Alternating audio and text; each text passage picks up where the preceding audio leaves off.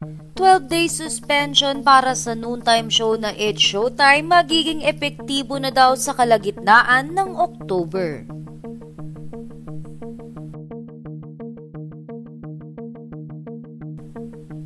Magsisimula na di umano ang suspension na ipinataw ng MTRCB sa It's Showtime. Ayon sa bali-balita sa online community ay hindi na muling mag-aapila ang management ng It's Showtime. Isa nga sa mga pinaka-itinuturong dahilan at nag-push ay ang viral icing cake scene ng mag-asawang Vice Ganda at Ayon Perez na naging dahilan ng pagpapatawag sa kanila ng ahensya ng MTRCB at humantong sa desisyong isuspinde ang naturang noontime show ng 12 araw kasunod ng maraming reklamong natanggap nila mula sa mga tao, bukod pa ang cake scene ng Vice Ayon. Naghain ng ABS-CBN at GMA ng motion for reconsideration, ngunit noong nakaraang linggo ang apilang ito ng Showtime ay dininay ng MTRCB. Sa isang pahayag na inilabas ng ABS-CBN kung saan sinabi nilang aalamin nila ang mga remedyo na pwede pa nilang magawa at habang hindi pa final at epektibo ang suspension, tuloy pa rin ang pagpapalabas ng noontime show.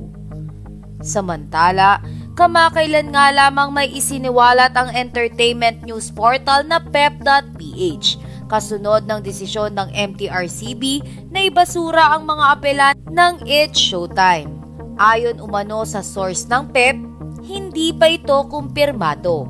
Pero ang isa pa sa nasagap naming kwento, posibleng papalitan muna ang It's Showtime ng pansamantalang programa na iba ang mag-host. Hindi na rin daw aapela sa Office of the President ang producer ng It's Showtime dahil hindi rin naman daw sila sigurado kung ang resulta ay magiging pabor sa kanila. Samantala, sa mga nakaraang artikulo umapela si Bong Revilla para sa mga trabahador ng It's Showtime na no work no pay. Ayon sa kanya, kapag nagsimula na ang suspension ang mga manggagawang ito ang labis na maaapektuhan. Kamakailan ay naglabas ng pahayag ang MTRCB tungkol dito. Ayon sa regulatory board, ang pagsususpinde at ang mga isyung ito na no work no pay ay dalawang separate and distinct matters. Sa pahayag din na ito, idiniin nila na responsibilidad ng show na gawing regular ang mga empleyado nito. Sa kabilang banda ay magpasa hanggang ngayon ay hindi pa nga naglalabas ng pahayag ang pamunuan ng It's Showtime kung kailan nga ba magiging epektibo ang 12-day suspension na ipinataw sa kanila ng MTRCB.